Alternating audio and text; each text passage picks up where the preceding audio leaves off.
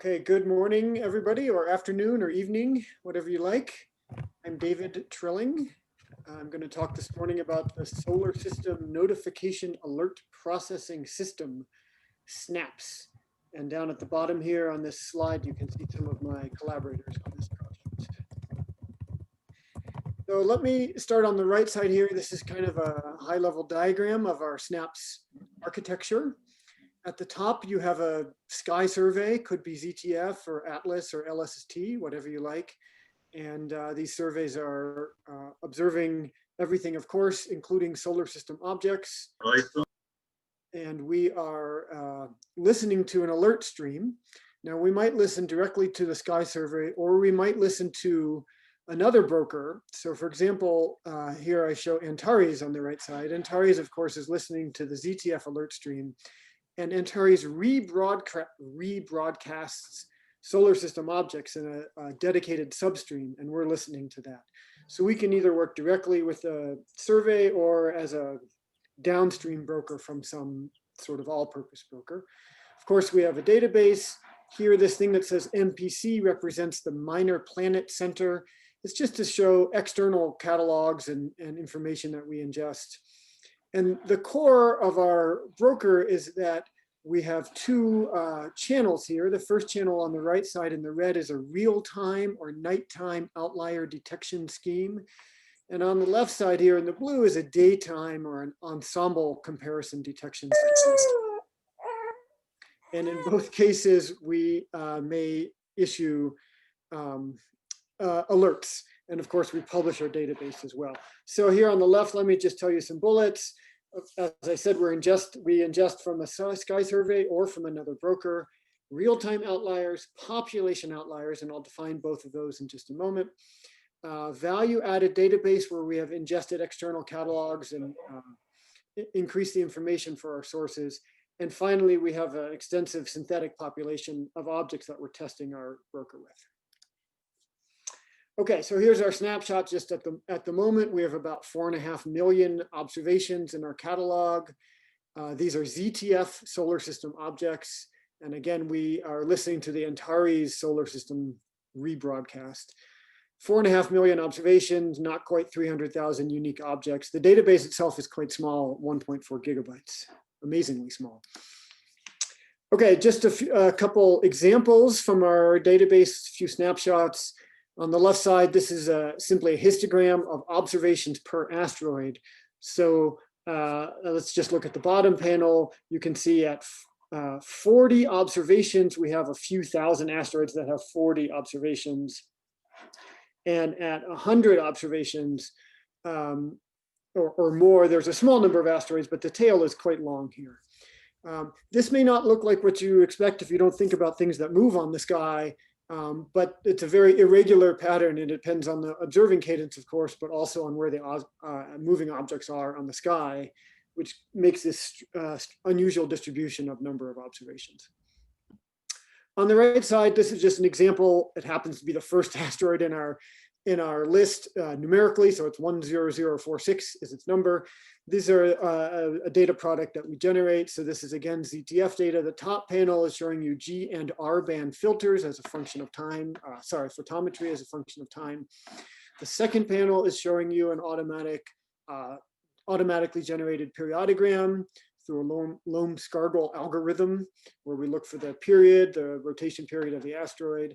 The third panel is showing you now the data phase to that best fit period with some fiducials here.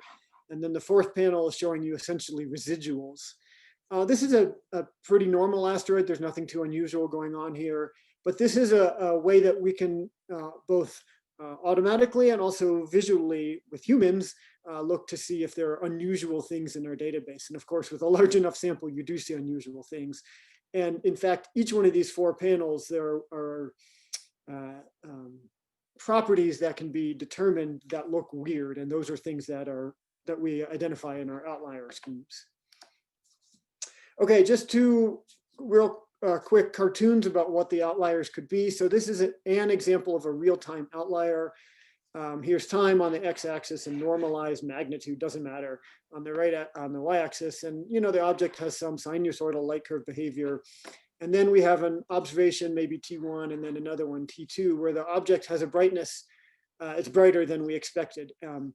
In order to do this, you have to actually have a good idea what the ordinary light curve would look like, so you can see if your points are outliers or not.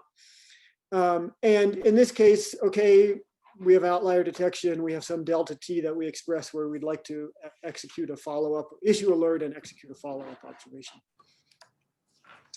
That's real-time outliers. I also talked about population outliers.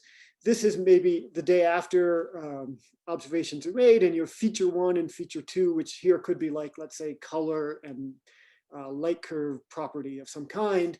And you have a population that is here, and then we have some observations that lie out here.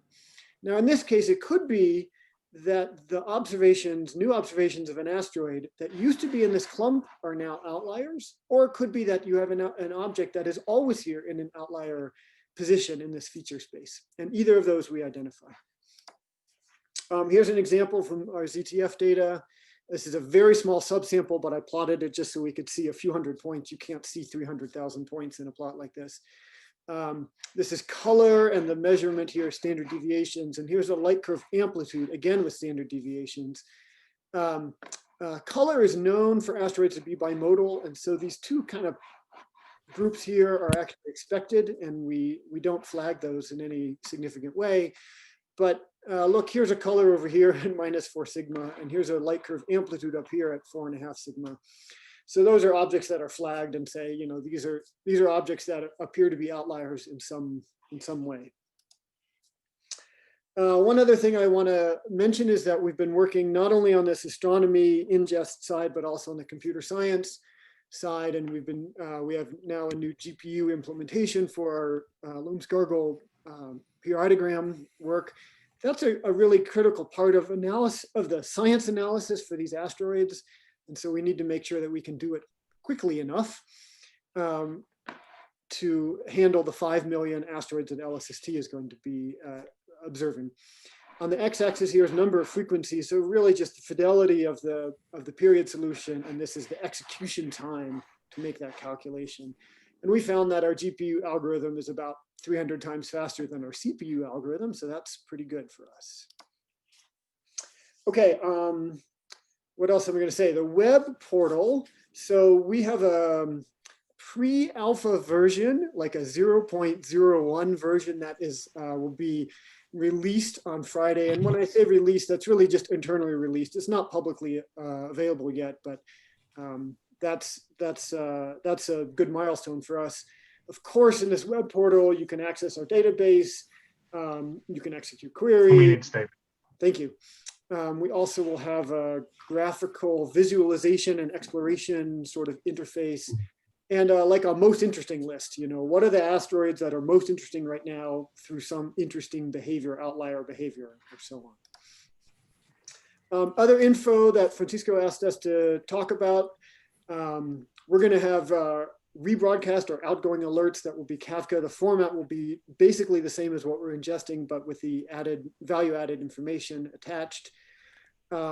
This will be immediate on the scale of minutes for real-time outliers and next day for population outliers. There will be no restrictions on who can listen to our stream or interact with our database. We have a plan to have user-defined filters. We're not ready to implement that yet, but it's in our design. Okay, so here's the conclusion. I'm good on time. Snaps exists and works. You know, for those of us who've been in the LSST project for many years, there was a lot of vaporware before there was a lot of real stuff that works. So this is really, it works. We're actively ingesting ZTF solar system objects. An active task right now is closing the loop with robotic and classical telescopes. So we have these alerts. Now we want to go and do some observing. Our scaling for LSST is acceptable. And we're working on this connection to the external catalogs where we do the ingest and then have this value-added value-added information for our sources. So the bottom line is it's happening. So that's the story of Snaps. Thank you very much. And I think there might be a little time for questions if there are any. Thank you. Thank you, David. Yes, there is. Yeah. Yeah, there is a question from Richard Kessler. He asked, In DES, there was a lot of interest in finding Kuiper belt objects and beyond. For LSST, is there a plan to tag such objects in a broker? So we will, our broker will handle those. They are just solar system objects. And so any flavor of solar system objects, our broker will handle. Honestly, I expect them to be somewhat less interesting in terms of the outliers. And part of that is just that the data quality is less because the objects are faint and distant, and they're also just less active objects in general. But they will appear in LSST, they will appear in our broker and in our database. And if any of them have weird color, weird light curve, whatever else, we will flag them. So all of those outlier detection schemes are agnostic about the orbit or object type. That's a good question. Thank you. So Gilead, there's another question. Maybe if we're quick and Nina starts trying to share her screen. So Dave Young asks, are you able to keep up with the, the first one was from Julian. Why Snaps needs both LSST or CDF and another broker stream, Antares in this case? Why do we need both? We don't need both. It's really about the flexibility. If Antares decided tomorrow they gave up and they walked away from astronomy, we don't care. We can still listen directly to LSST, for example. But there's a lot of discussion of LSST about how many brokers can really connect directly to the stream. And our construction is such that we don't have to connect to this stream and occupy one of those ports. We could sit downstream from somebody like Antares and still succeed 100%. And so that's part of our construction. Thank you. Can you see my screen sharing right now? Yes. Yes. All right. We can see your desktop though. You cannot see my presentation.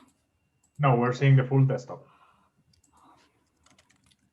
So thank you, David.